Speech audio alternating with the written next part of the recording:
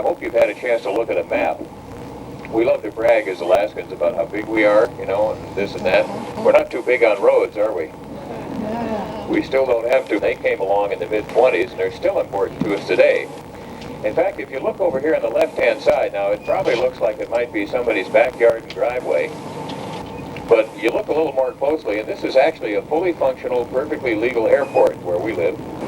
This is a little bush airstrip. It's close to town. It was part of a homestead that was set up by a flying family years ago, and we've got a pilot friend of ours down there on the end of the runway who's going to fly for you this morning. His name is Bill Johnson. So we'll get to watch an Alaskan bush as he takes off. He's going to do this in under 100 feet. The body comes up nice and level. And now watch the little tail wheel come down right about here, and up he goes.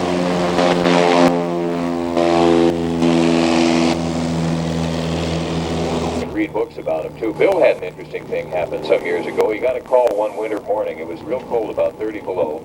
Our hospital called him. They said, "Bill, listen, can you fly up to the Yukon River and pick up a young mother in labor? We need her back here in the hospital." He said, "Sure," and he warmed the airplane up, got the vehicle and the bushes there, and just set it right down on the grass. Now, this is a work of art. He's just coasting in on a cushion of air.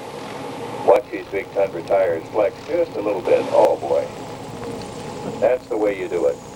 Short field landing.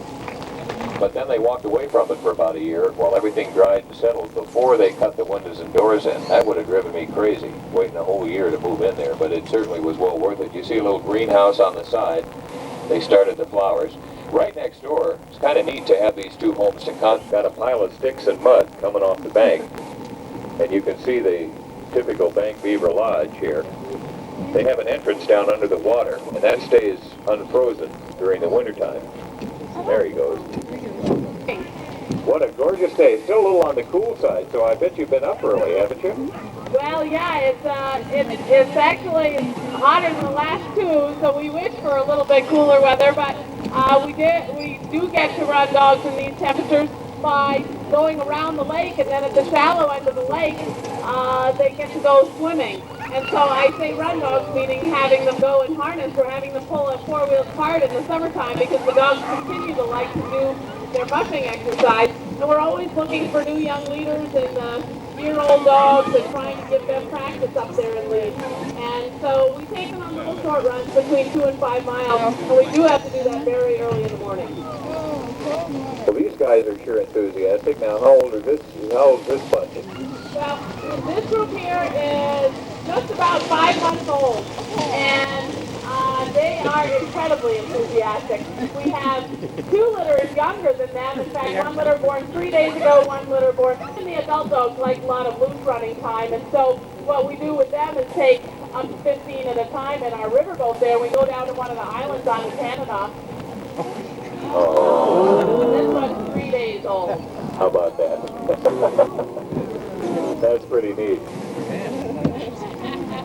Too early to tell if that's going to be a great leader, isn't it? Well, I don't know. This is a grandchild, so we have our hopes. This is the only girl in a litter of 4. She has 4 brothers, and I already think she's going to be a leader. All right. Has to be with that bloodline. And David and Tekla came out on the porch. We want to wave to them. Good morning. And Susan, thank you so much with all the puppies and all your chores for taking a few minutes out. It's been a real treat. Thanks for stopping by. More time I did a rod check in these two. Now, why would you have something that big? Well, one of the reasons is that Don has big shops on the end of the building. Well, and Mom's getting her antlers back. They're run her reproductive season in the fall, and so their antlers are being nourished right now by that fuzzy material called velvet that has a lot of dew troopers of ice. So it isn't until things warm up that we get enough water in the rivers to really operate. But this is something else this morning. Fine dust. Each particle almost weightless, so the slightest agitation in the water stirs it up. The Corps of Engineers did a study out here years ago, and they estimate that every 24 hours this time of year, 100,000 tons of this dust is pushed by this spot, by the forces in this river.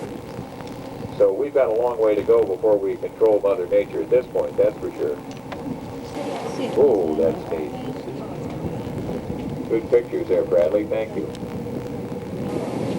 Welcome to the Tanana.